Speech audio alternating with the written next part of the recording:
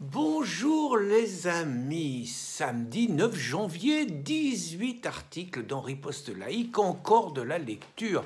Bien sûr, quelques fondamentaux, l'invasion migratoire, vous savez qu'ils vont transporter 2500 clandestins qui étaient dans la région parisienne, dans toutes nos provinces, toute l'année, dans toutes nos campagnes, ce qui signifie qu'à la fin de l'année, ça fera 30 000. Ça va peut-être un peu changer les choses, quelques vérités sur l'islam qu'il est bon de rappeler.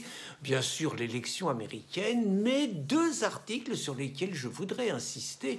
Un article de Christine Tazin qui évoque une conférence remarquable de Bruno Riondel qui compare la gestion de la crise sanitaire à celle des dictatures communistes, à la politique de la peur, du mensonge, de l'intoxication de masse qui est menée pour finalement traumatiser, faire peur des gens pour les soumettre quelque part à une politique totalitaire distillée par la peur. Vraiment remarquable. Et un autre remarquable article de Martin Moisan sur donc la fin d'un certain type d'Amérique où Martin explique la différence finalement entre les populistes et les gauchistes et les mondialistes.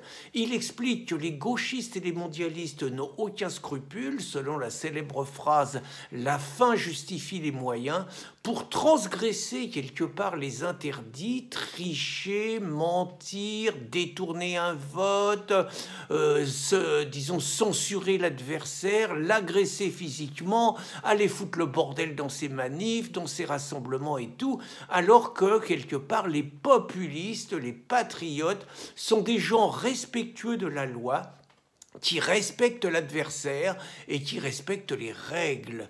Et il fait la démonstration qu'aux États-Unis, il est convaincu que dans le cas de l'attaque du Capitole, une organisation de gauche aurait organisé méthodiquement une attaque et fait un coup d'État, ce qui est ni plus ni moins ce qui s'est passé avec le vol de l'élection et là l'utilisation des réseaux sociaux pour censurer Donald Trump, rien de moins. Et donc il explique, Martin, on peut ne pas être d'accord avec lui sur la conclusion que selon lui, il n'y a aucune solution électorale. Je ne suis pas sûr que c'est ça qui va remonter le moral des lecteurs. Donc je vous recommande la lecture de Riposte laïque aujourd'hui. Je vous ferai une vidéo en fin de matinée, donc sur ma chaîne russe, à laquelle je vous recommande de vous abonner. Je voulais en faire une au départ sur 6 ans après l'assassinat de Charlie Hebdo, les assassinats de Charlie Hebdo. Et là, avec la censure de Trump, je vous avoue que j'hésite. Eh bien, écoutez, allez sur ma chaîne russe, abonnez-vous et vous verrez ce que j'ai fait. Bonne journée, les amis.